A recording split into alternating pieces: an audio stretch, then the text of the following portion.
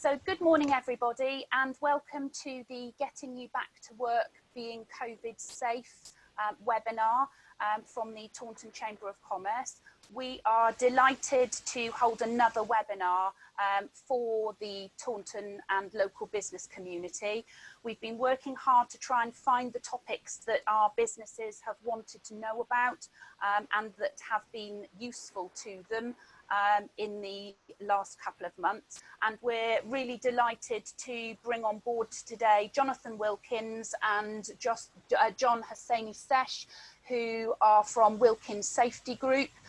Wilkins Safety Group do a huge amount of work locally and across the UK regarding health and safety generally, and have worked incredibly hard to ensure that the information that they're able to give and produce is very much up to the minute with regard to the latest regulations and the latest guidance. So it's fantastic that we're being able to work today with the team from Wilkins Safety Group. Just to let you know, we do have the opportunity for you to ask a question during the webinar. You'll see at the bottom of your screen there's a little Q&A icon. If you pop your name and any question that you have into that box, I'll be able to see that as the webinar administrator, and what that will mean is that when we get to a suitable point during the presentation, I can actually raise that question with Jonathan, and that will obviously allow the question to be answered live on the webinar. Also, just to let you know that following the webinar, you will just receive an introductory email from Wilkins Safety Group, so that if you did have any queries that are very specific to your own particular business or your own particular premises, and actually perhaps today's isn't the right forum to ask that particular question, you'll be able to pick that up with one of the teams separately. The webinar is being recorded this morning, and once that's been uploaded to the cloud, you'll get a copy of the recording sent through as a link, and I'm hoping to be able to do that to all attendees tomorrow. So again, opportunity to watch and listen today. Please feel free to make notes, but please don't feel that you have to be scribbling away, because as I say, the slides from today's presentation plus the recording will be sent through to you separately. And on that note, I'm going to pass across to Jonathan Wilkins from Wilkins Safety Group. Thank you, Jonathan. Right. Well, thank you, Bethan, for a nice introduction. Yes, as Bethan said, I've been running the Wilkins Health and Safety Group. My background, I was in construction for many years. Then back in the end of the 80s, we had a thing called a recession. I believe we've got another one of those coming very soon. I spent most of 90 and 91 in Birmingham training in safety, having remortgaged my house to pay for it. Got qualified, set up practice in January 92. So we're actually in our 29th year at the moment. Then I did a master's degree with Aston University and got myself the MSc. And over recent, I've always, as Bethan said, I always try and keep up to speed with the latest changes in health and safety. Obviously with COVID, that has been a very big one to look into. And I spent the last few months going through it, looking at everything, developing this course so that I can guide you through everything you need to be doing, because it's something none of us have dealt with before. So today's course, we'll be looking at that. We'll be looking at how you should be, things you should be doing to make sure that you're COVID secure. So we start off with here, why do you need to plan a return to work? You know, people have said to me, why do we have to plan? You know, we just let the people back in now and carry on. Well, no, a lot of them will have changed. Their health could be affected, including their mental health. They've got out of a routine of working, and also perhaps there's things you have to do around your place of work to allow them to come in safely. So I'd say they've been furloughed for the last 12, 14 weeks, or been working from home. They haven't been keeping themselves fit. They've got out of a routine of work. They've perhaps been drinking, all sorts of things, putting on weight. And it's down to you as employers and managers to ensure that you consider both their physical and their mental health. before you allow them to come back to work where potentially they could do more damage to themselves.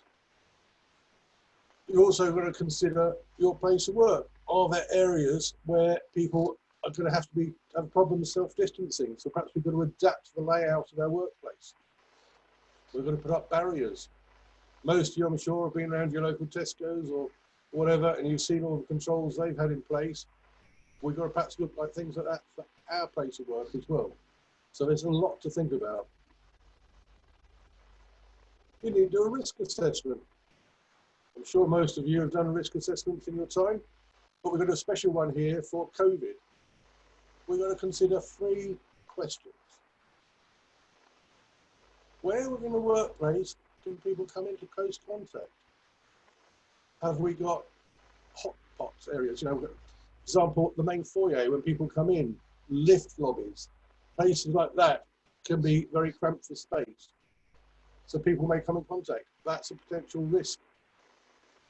Same with equipment. Is there pieces of equipment that everyone goes to and uses? For example, photocopy machine. So you've got to consider the risks around that. Are there certain activities that you do which give rise to the opportunity of transmission? Some jobs you just cannot do 2 meters apart. So there is a high risk. So what control measures have you got to consider there?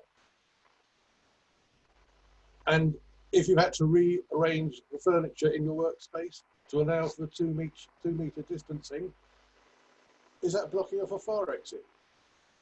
All of these things you're going to think about. It sounds so easy, but when you start moving things around, you think, oh God, I hadn't thought of that one.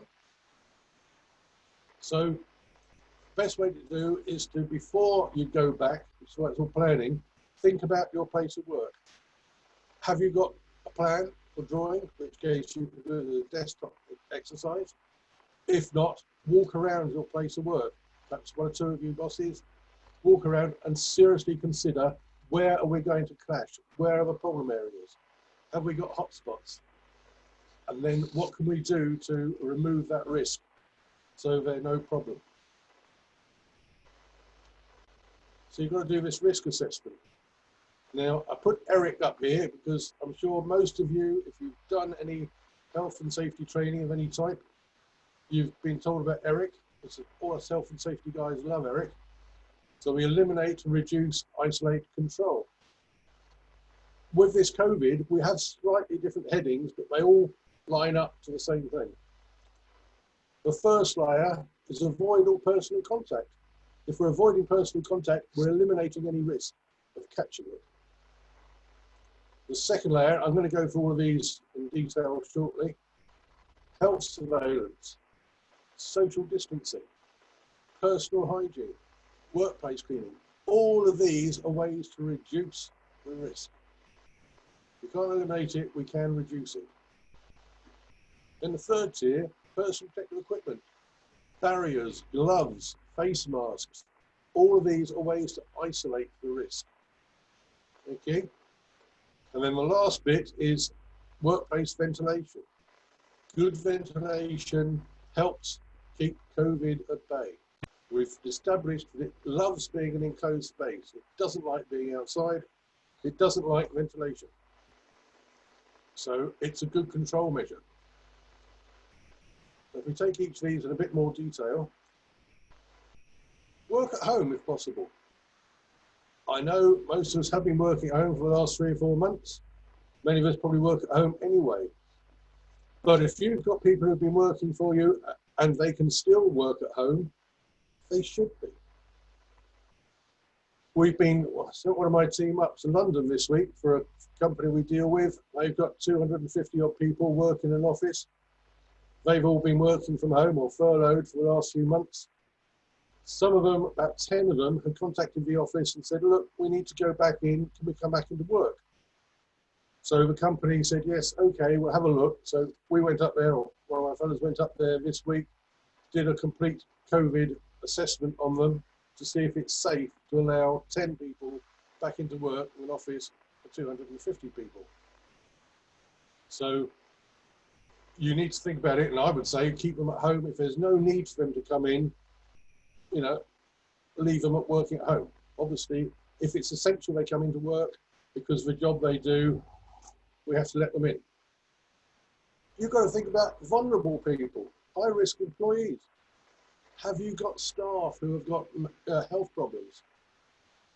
In which case, we've got to protect them. Also, have they got family at home who are vulnerable? Because if they have, you've got a duty to protect their family as well. All right? So you've got to think about all of these things.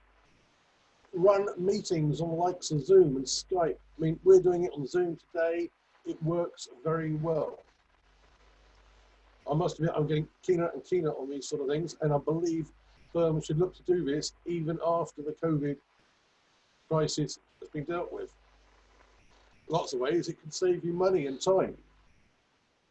Before COVID, I've been dealing with a job up in North London, and so I've been travelling up, getting on the train early in the morning, going up there, tube, then bus, to go to a meeting, which was just around the table for about 2-hour meeting. And then I've got to travel all the way back.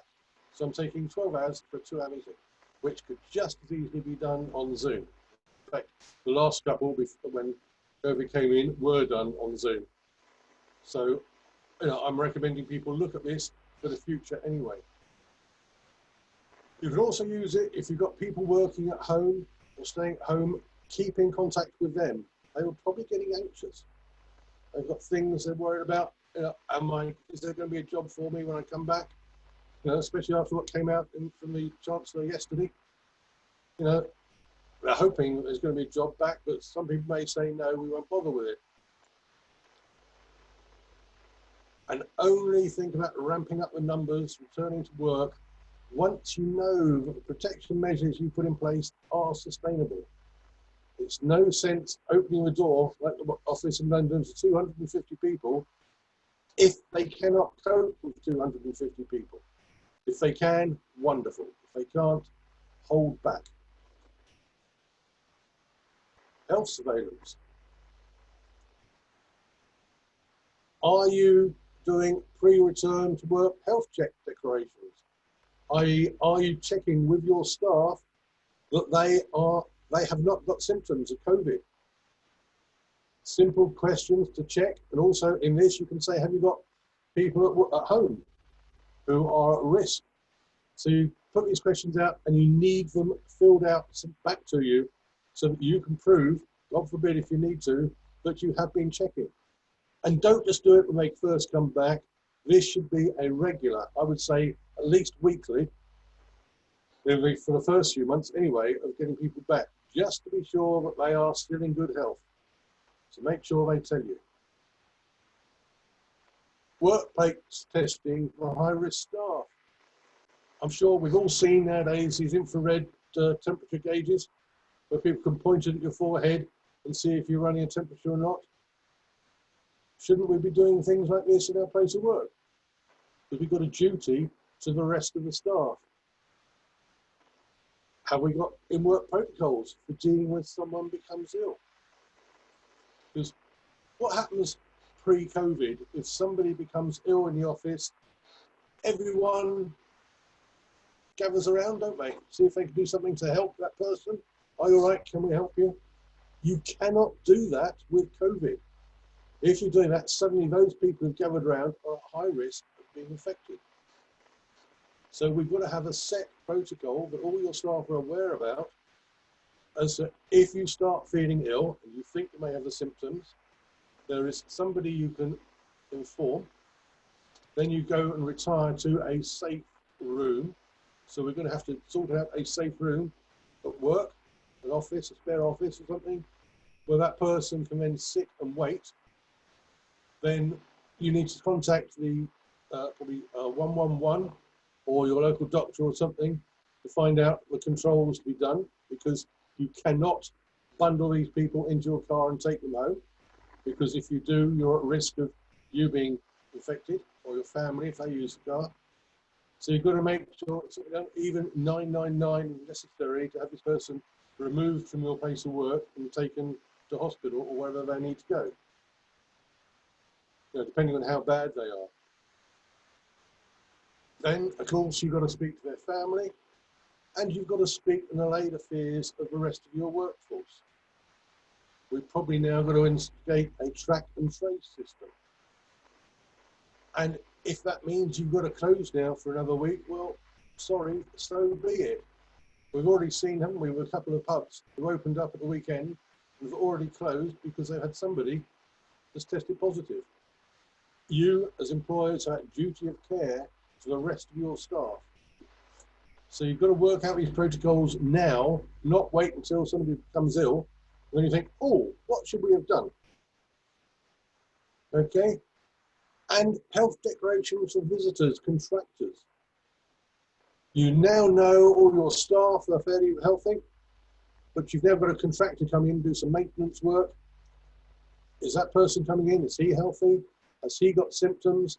Again, we should be asking questions of them. We've got people here office-based, listen to this, possibly got some solicitors or accountants, so you will be getting private customers coming in to see you, some clients who want your advice. You need to be asking them before they come in, we need to do a check, have you got any of the symptoms? And protect yourself and your staff the same way. So all of these things have got to be considered. Possibly you haven't all thought of these things. John, sorry, we've had a, just before you move on to the next slide, exactly, we've had a question from Sarah Blackburn. Sarah Blackburn is part of a team that's responsible for a village hall. And her question is regarding health surveillance. Is there the ability to carry out regular health questionnaires for hirers of the village hall? Obviously they wouldn't be employees, but people who are booking the village hall, particularly for those people that have a weekly or a fortnightly booking for some form of activity. Could you answer that one for us? Yes, yes, you should be asking the same checks to see, do they know who they've got coming? Are they all healthy? Again, depending on what sort of event they're having, we need to wonder if they're necessary wise, do we perhaps not have these events? You know, if you're going to have members of the public that the organisers do not really know possibly coming, such as on a fete or something, should that be allowed in a village hall, or perhaps should that be held outside? But yes, you should be asking the questions and checking, and also you need to have the contact details of everyone who is coming. You've probably seen the pubs have been doing this recently. You've got to have that, because if somebody turns out has got the condition and are infectious, you have a duty to let everyone who was there know. And Jonathan, would that be the responsibility of the village hall itself as far as letting people know, or would it be the responsibility of the person who's actually hiring? So say, for instance, just to give an example, if it was, I don't know, a Pilates or a yoga class, they're all going to be doing it socially distanced, and it's being run by a yoga company or something like that. Where would the responsibility fall for actually keeping those details? Would it be the case that the village hall would need to just ensure that that yoga company do have the contact details of people that are coming, or would it be the village hall that would actually need to be involved in that? I would say initially it's the organiser, so your Pilates company. They should have the details of everyone who's come to their course. They should then perhaps pass that information over to the village hall, so the village hall are aware. But if it turns out to the Pilates people say, yes, one of our people have the disease and are infectious, it is their duty as the Pilates people to contact all the other people who came, but to let the village hall know, because the village hall possibly now going to do a deep clean of the place. So realistically, it's very important then for the for the village hall, or I guess sort of any sort of spaces that are hired out to external companies or external organisations, that they have a checklist that they are making sure that their regular hirers are, are keeping this information and are aware of the updated procedures. Yeah. And it's down to the village hall committee to make sure the place is cleaned between each letting. Lovely. Thanks very much for that, Jonathan. Okay, that's fine. All right. I shall carry on unless anyone else has any other questions. We shall move on. Social distancing. This is the one we're going to have the biggest problems with. It was until recently 2 meters. Now it's 1+. So I've changed this to say 1 to 2 meters for work activities.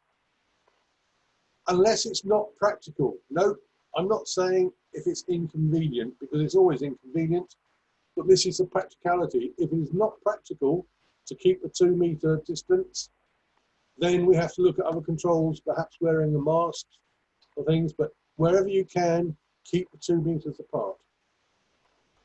Physical separation, routes, common areas, workstations.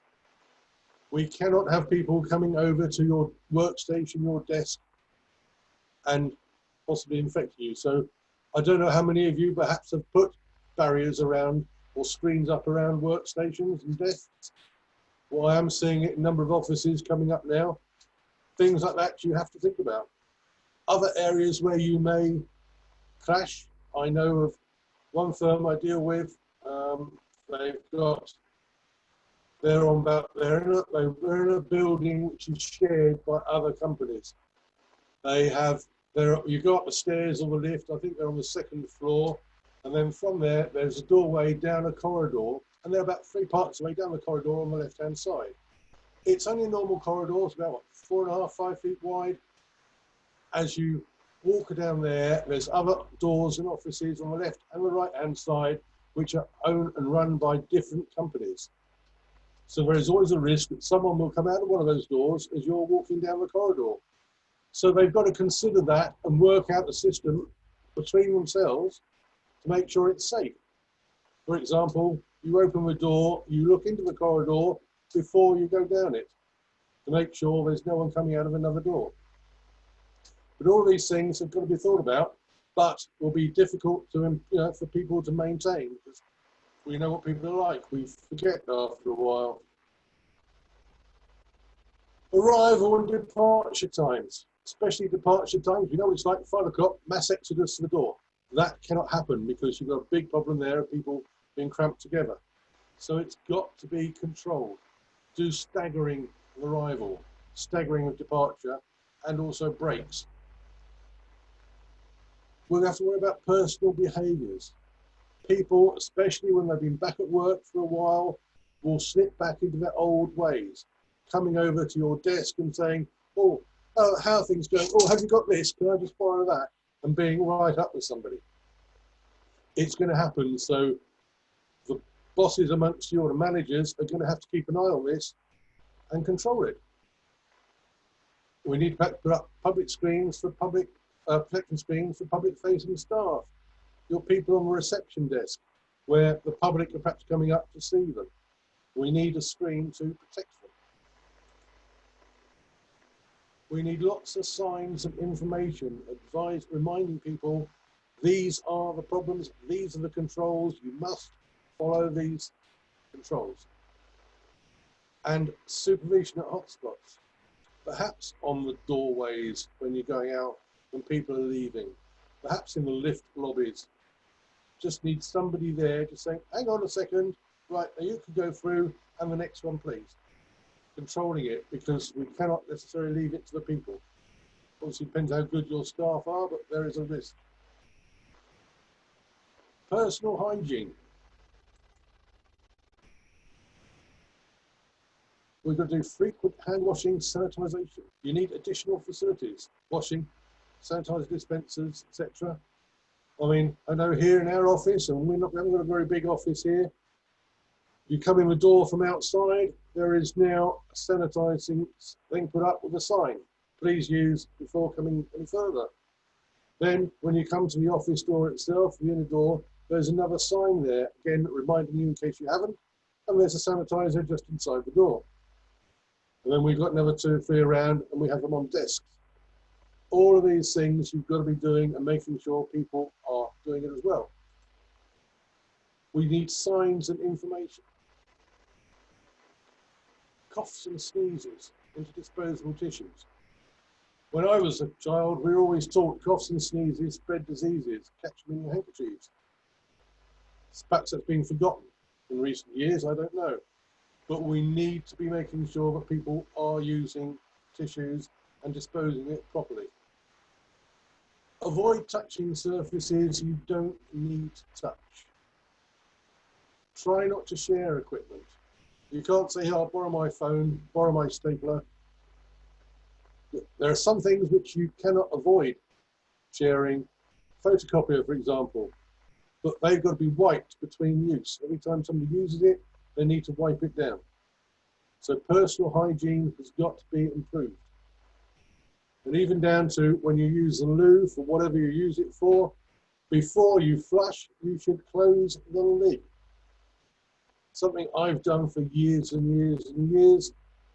A lot of people don't. It's something you should be getting into the habit of, because when that flushes, it throws up germs way up into the room, and if there is COVID around, it's just infecting you and the room. Then you should make sure that you wipe down the flush, the door handle, etc., before you leave the toilet. And if we've got overalls or clothing which your staff wear, we should have a system to wash it on site, not have them taken home to wash. Workplace cleaning. Focus on the touch surfaces, the door handles. I say things like the photocopier buttons, things which people touch on a regular basis. They need to be cleaned, and not just once a day. They need to be cleaned time and time and time again. Every time you use one, you should wipe it down. Develop a clear plan. If you have cleaning staff, walk through with them and show them where the hot spots are. Make sure they are fully aware.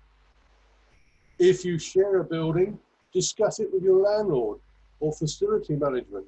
I believe we have some facility management people tuning into this. And if you want to speak to me afterwards, I will gladly talk to you. Because you've got a duty in the shared building to make sure that everyone who uses it or visits the building are safe. Staff should wipe down their own workstation and equipment. It's not down to you to do that, it's their workstation, they should wipe it down. And we should have waste disposal via sealed bags. It's no good throwing it into an open waste paper basket because the germs can still get out of there, but we do need a sealed bag, which can then be disposed of at the end of the day. Personal protective equipment. Something Safety Guy has been dealing with for years. The general public, this is probably a fairly new thing because most jobs you don't need too much. So we're looking at gloves, overalls, aprons, visors, face masks. Face masks for COVID are not actually personal protective equipment, because wearing a face mask will not do much to protect you catching COVID from somebody else who's walking around who is infected. What these tend to do is protect you if you have COVID, because it's spread when you cough or you sneeze, the cloud that comes out. By having a mask over your face, if you've got it, it keeps it to you, so it protects other people. So for this, face masks are actually community protective equipment. If your staff have got face masks, and if they want to wear it, that's fine. Make sure they've got right information and training that how they fit it, remove it and dispose of it. Make sure it's the right protection for the right risk.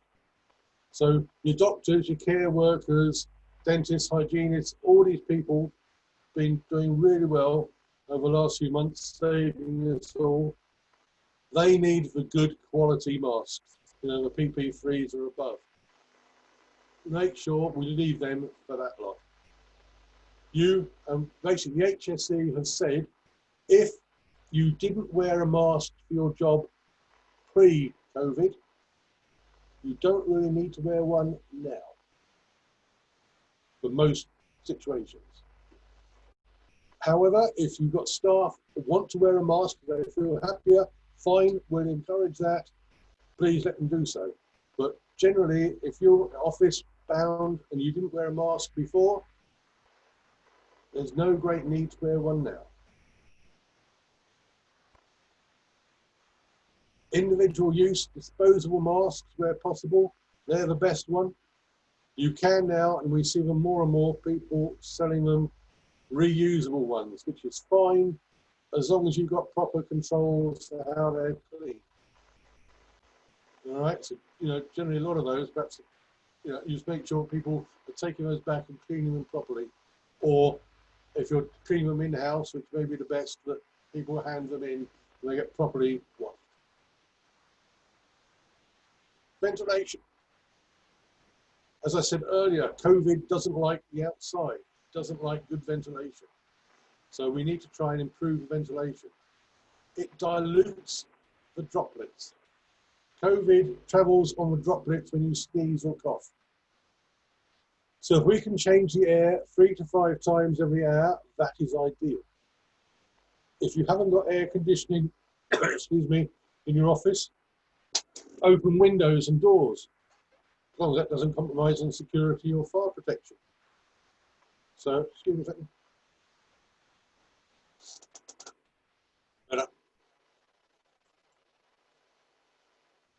Another risk, you've got to think back to Legionella. If you're opening your offices now and they've been closed for 3 or 4 months, the taps haven't been running, there is a high risk you've got Legionella breeding quite happily up in the tank.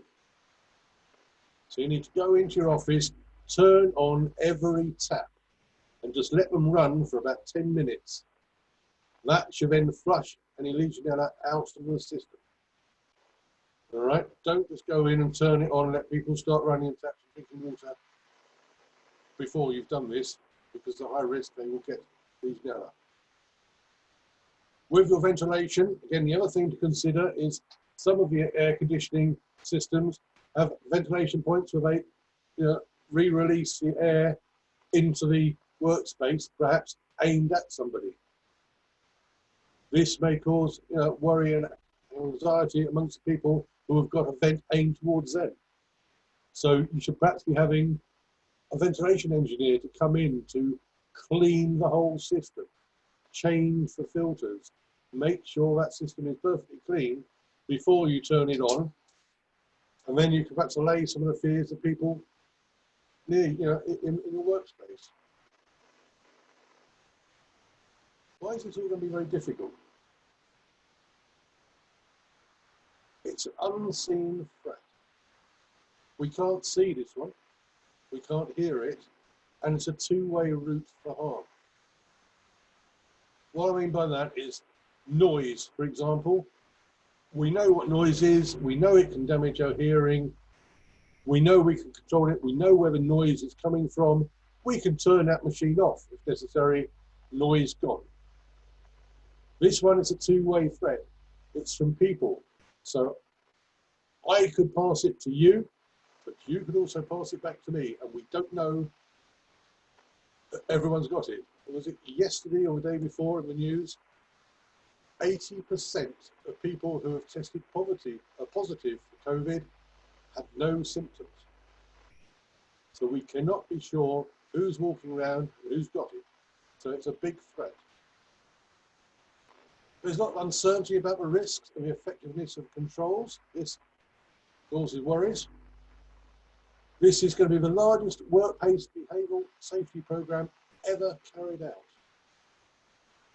And there's no silver bullet.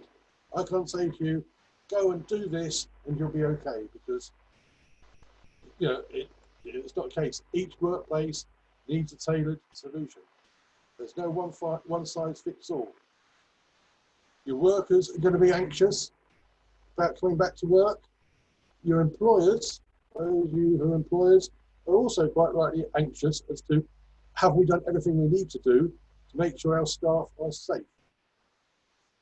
Because there's concerns about regulatory intervention. the HSE have now said that they will be going and prosecuting firms who have not done enough to deal with COVID. They're also there to give lots of advice to help, so not big bad people. But if your company, if you're ignoring it and just letting it, carry on as it could be, as it is, they will jump on you and close you down or fine you. And then, of course, there's a civil liability if somebody becomes ill and they can trace it was because you weren't doing enough to protect them at work. They will be suing you. John, Yeah. Sorry to interrupt you there. Just before we move on, we've had a sort of a question and a bit of information from Oliver Palsantini. He's actually from Copper.Digital, who are one of our Taunton Chamber of Commerce members, and they specialise as the core of their business in providing digital screens. Digital advertising screens and information screens to businesses. That's their core business. But obviously through the as I say, through the pandemic, obviously they have been offering other products, hand sanitizer stations. Yeah. Gosh, that's a tricky word.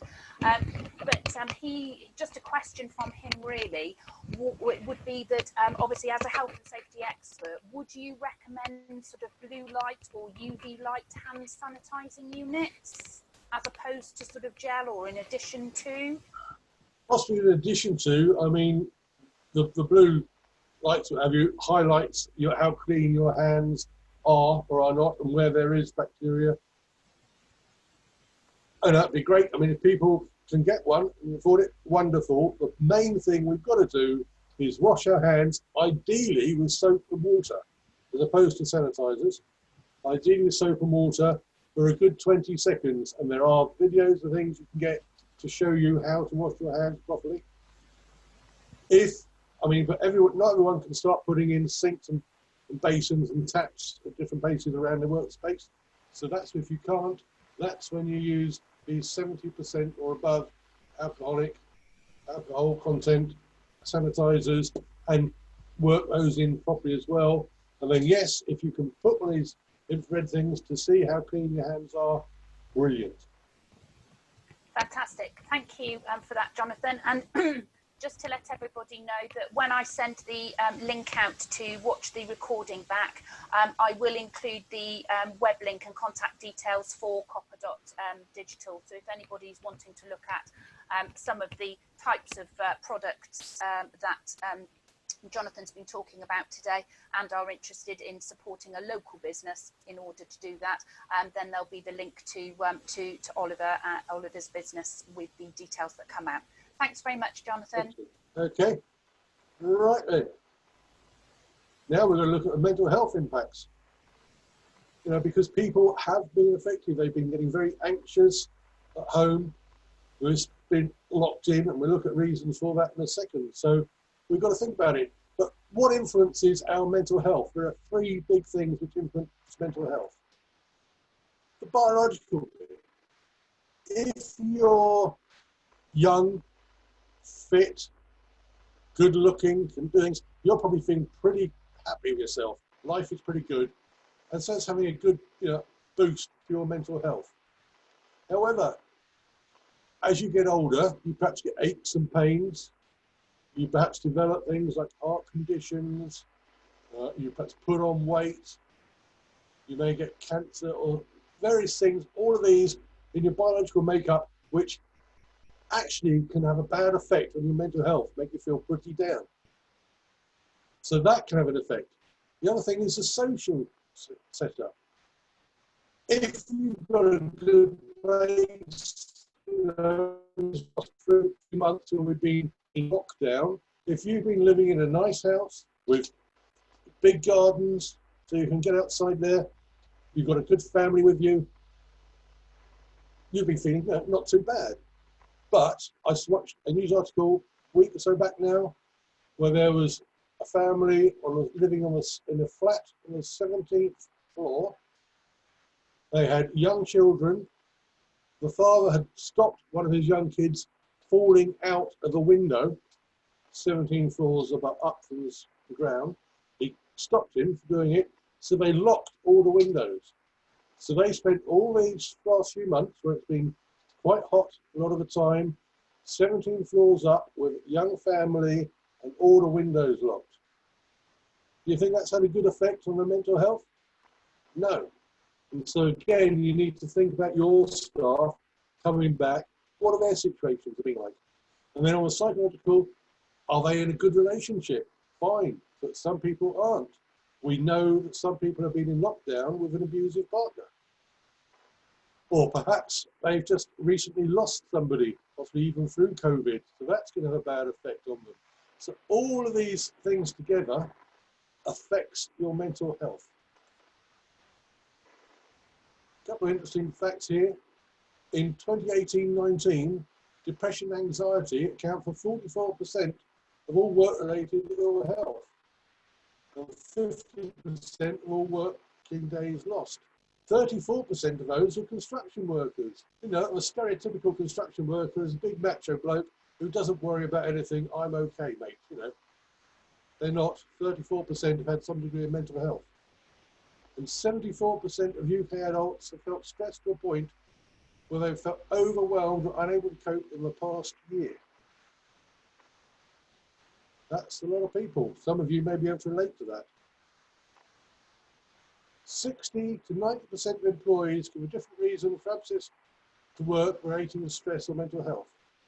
Most of you are quite happy to phone into work and say, terribly sorry, can't come in today. I've been up all night being sick, I had diarrhea. People don't bat an eyelid about that, but very few people are willing to phone in and say, can't come in today, I'm having all sorts of stress problems, mental health problems, I'm really struggling to cope with things, I'm not coming in.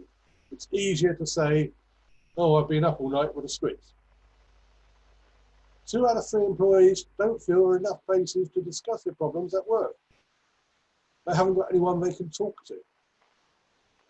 Going back to our macho builders, the suicide rate in construction is actually 3.7 times greater than the national average. And only 27% of people who died by suicide have been in contact with mental health services the year before they died. It's very strange. There's good mental health services out there, but most people, probably through the stigma, do not contact them. So, known health impacts during this lockdown we've been through: fatigue, weight increase. People have been at home, they've been eating more than they normally do, they've been drinking, they've had reduced physical activity, so there's a poor work-life balance. And so they perhaps increased their alcohol intake. All of these things have affected their health. It's given them reduced motivation, complete lack of purpose. You know, is there going to be a job for me when I go back? All this anxiety, which increases depression and makes them feel more isolated. So all of these things have been having an impact on their health. Still, we're all in this together, aren't we? That's what we were told at the start. We're all in this together. Yeah. We're all in the same rough seas, but we're all in very different boats. Some of these boats are very leaky, haven't got any oars, while other people have got ones with high-powered motors on them. So, yes, we're all in the same seas together, but we're definitely not dealing with it the same way. Lots of people are struggling and have been struggling and still are. If they work for you, you've got a duty to help them and make sure that you don't put them under more stress when you bring them back to work. This is why we've got to assess the risk and deal with it. Identifying and managing stress early can prevent long-term problems. People that experience acute stress in the weeks after a traumatic event are more likely to experience longer-term mental health issues. So if we can get to it at the start and give them the support and the help at the start, we will be making their life much better, and possibly yours as well, if they work for you, because early intervention can help alleviate some of the long-term health outcomes. So you need to be looking at it, see if we can get in early. So, it's caused by COVID. social distancing, and not just on building sites, but anywhere in your office. You know, as I already said, we're so used to going up to our colleague, going up to his desk, having a chat, passing time of day. We cannot do that now. That is going to have, that's going to cause stress for lots of people. Contracts overrunning, clients' expectations. I'm involved with a job where I'm principal designer. Job was supposed to have started in April. It hasn't. It's going to start in September. It was originally programmed to be a 21-month contract. I've been talking to the rest of the design team and the client, and we've now agreed we're going to allow it to be a 24 or 26-month contract. There's no extra work to do, but because we cannot get so many people on site with the social distancing, etc., we've got to allow them an extension of time right at the very start. It's not ideal from the client's point of view, but it's got to be done. So we're increasing demands and we're reducing the control. This can cause stress. It's widely muted that there is a recession just around the corner. This is going to cause financial stresses for our staff, stresses for the employers. All of these things have got to be considered. And a rise in acute stress disorders, a large percentage will develop post-traumatic stress disorder long term. Impact to a family for managing transition back to work. Some people have got to deal with bereavement. Perhaps they've lost family through COVID. And there's an increased rate of suicide thoughts, destructive behaviours, suicide rates. All of these as a result of COVID. Are you about to ask a question, Bevan? Ah, I saw you coming out, perhaps you were. Things you need to consider when returning to work. Regular sharing of informed and accurate information. And by that, I mean proper information, not this stuff which is going around on social media half the time, which is not checked. Preparing employees to return to work who have been home working, they're now coming back to the workplace, or those who have been furloughed and coming back to the workplace. And is there a potential clash when you bring people back to work? Some have been working throughout this, others have been furloughed and taking 8% of their salary for doing nothing. Is there potential for clash and resentment one way or the other? You've got to manage it. So we need to encourage health, safety and welfare one-to-ones between managers, both before and after returning to work, to make sure that we can discuss any support people need and look at any problems and what can we do to help them. We need to make adjustments for employees returning to work. Introduce principles of psychological first aid or mental health first aid, as I prefer to call it. Strengthening social support throughout the workforce, get everyone helping others. Engage with HR and occupational health if you have it.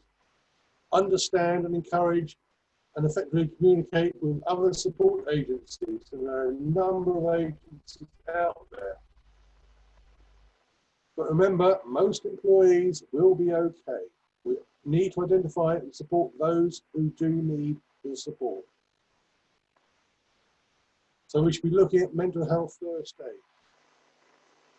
Now, you probably all know by law, you have to have first aiders at work, and you have to have enough so that there's always the appropriate amount of first aiders in your place of work at any one time. So you're enough to cover for holidays, sickness, etc. At the minute, there is no legal requirement to have a mental health first aider, but it's a strong recommendation from the HSE. So a strong recommendation is nearly as good as it's a legal requirement. If somebody was to have a mental health breakdown of some sort at work, and the HSE investigated, and they found that you didn't have any first aiders, mental health first aiders, or any support network, they would probably say, well, you're failing in your duty of care.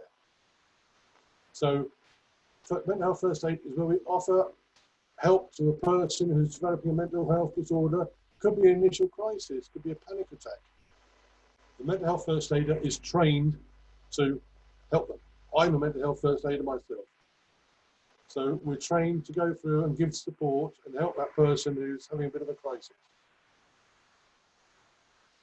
We give the appropriate treatment and support until the crisis resolves or until other professionals, such as psychiatrists, step in and help. Much the same as physical first aid, you just give support until the doctors and medics take over the ambulance. The same with mental health first aid, that's what we do. We're not counsellors, we're not psychiatrists, we are there to help and guide people. Why do we need it? It's because mental health problems are common and they're going to become more common now with the COVID lockdown. Stigma is associated with mental health problems. Umpteen people, as I said earlier, won't admit to it because they think I'm mad. We've got to get over that and get people to realise that's not the case. Sadly, professional health isn't always at hand. So individuals with mental health problems don't tend to seek help. They bottle it up and try and deal with it by themselves. We've got to make them realise that there is support here at work. We can do something to help you. Many people are not very well informed about mental health problems, so they don't know how to respond. Oh, he's having a mental health turn, he's a bit of a weirdo, which is the wrong thing to say, but people take that attitude through ignorance because they don't really know. So we've got to make sure we have somebody there who can help. So if we put everything into action, so the physical building a whole lot into action, we have this wonderful little circle, which goes round and around. If you have to go back on it, you do. So the first thing you do is your risk assessment. Look at your property, look at what we can do to make it better and safer for people, as well as look at the risk assessments of the well-being of our staff, so the mental health aspects. When we've done that, we design and ensure the approach taken to your organisation is based on this information you've got, so that you can make sure your place is safer for your staff, your customers, for your business. Then we do intervention and support to make sure there's a robust and joined up interventions infrastructure from the leaders, managers, co-workers, everyone, including mental health first aiders. Make sure there is support for people who are unsure what they should be doing, where they should be going. Do get too close to people. We've got a system to guide them and help them and protect them. And be forever monitoring and reviewing it. Make sure it's working. We may have to go round again and tweak a few things in our initial assessments, because as it's gone around, we found that isn't working, so we need to all be there and go again. But that is what we need to be doing. And that's why we put together this assurance assessment service. A number of firms have been putting things together and they're hoping it's right, and a lot of them, what they're doing is very good, and we were happy to endorse them. But other people just don't know, or they're just going to jump in and hope it's okay. Well, we can come and help. What we do is we look at the risk assessments you develop. We will help you develop one if you need. And so we go through your risk assessments to make sure they are right for your situation and you are happy with. We look at your safe operating procedures, what controls you've got in place. Make sure they are working. So this is everything from people walking down the corridor. We've got, have we got a one-way system, for example? So we look at all of these aspects. One of the ones of this job in London that one of my team went to at the start of the week, they have a lift. It is a very big lift. And I said to him, got a problem with 2 meters in there. He said, no, what we've done, he says, we put markers on the floor. That lift can now take 3 people. It was taking many more, 10, 12. It's now taking 3 people. And we put markers on the floor, and that's where you stand. We do health and well-being risk assessments. We look at your health declarations. Are you doing these properly? Do we need to produce them for you, make them better? We look at mental health awareness training, COVID training. We do a course online about COVID, so your staff can at least find out what they need to know about it. We look at stakeholder engagement. That's your workforce.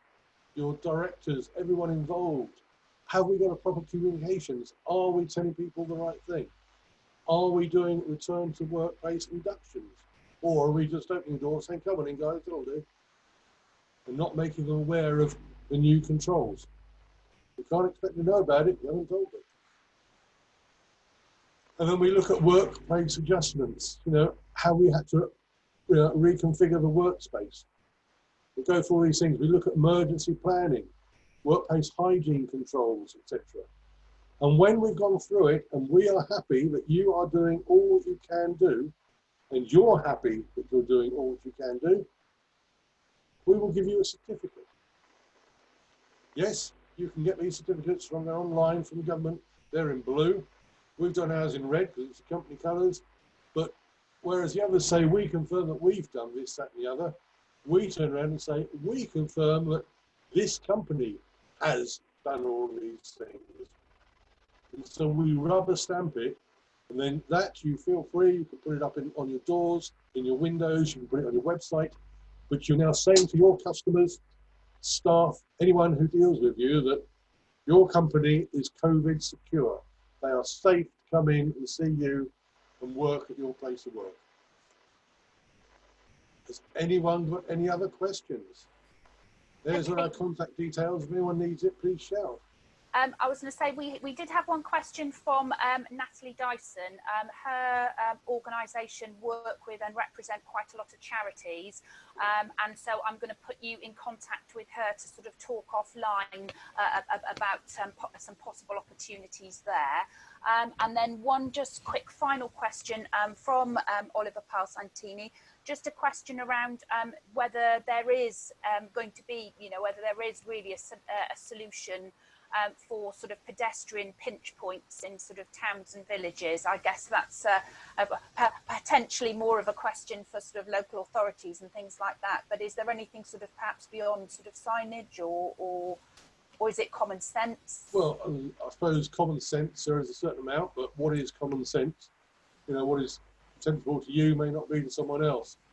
For things like pink spots in towns and villages, I mean, well, you can do things I believe they've done in Taunton, like East Street is closed to traffic. That because the traffic, the pavements are too narrow. Where it's feasible to have, but we can close off traffic to town centres or roads. Obviously, that is a good way because now you've opened up the width of the road as well. I understand that's not going to be possible in lots of villages and places. So, I mean, down here in Langport, near where I live, the pavements are very narrow. So, if you to pass somebody, you have to step in the road. You're going to have to use your common sense, make sure there isn't a car coming down with a step out in front of. There's no silver bullet. I cannot say, this is the way to do it. But I'm happy to meet with anyone and discuss and see what we can do to help and discuss ways and put it in. But you have got to be seen to be doing the best you can to protect your staff and your customers, your business. Fantastic. Well, that's all the questions that we've had today. Obviously, as everyone can see, the Wilkins Safety Group details are on screen. But as I mentioned, there will be a copy of this recording so that you can watch it back. Perhaps when you're then planning the return to your workplaces and your offices, maybe with other members of your managerial team, you may want to flick through some of the slides that John's put together for this presentation that actually may sort of generate some questions and some process ideas for yourself. You'll get a copy of the recording through on email tomorrow with contact details for John and the team. And please feel free, obviously, to contact them with any particular queries that you've got that may be pertinent to your particular business or your particular sort of staff situation as we try and return or as we try and move to sort of what is the new normal. So if there aren't any other questions now, I'm going to end the webinar by saying thank very much to Jonathan and John from the Wilkins Safety Group.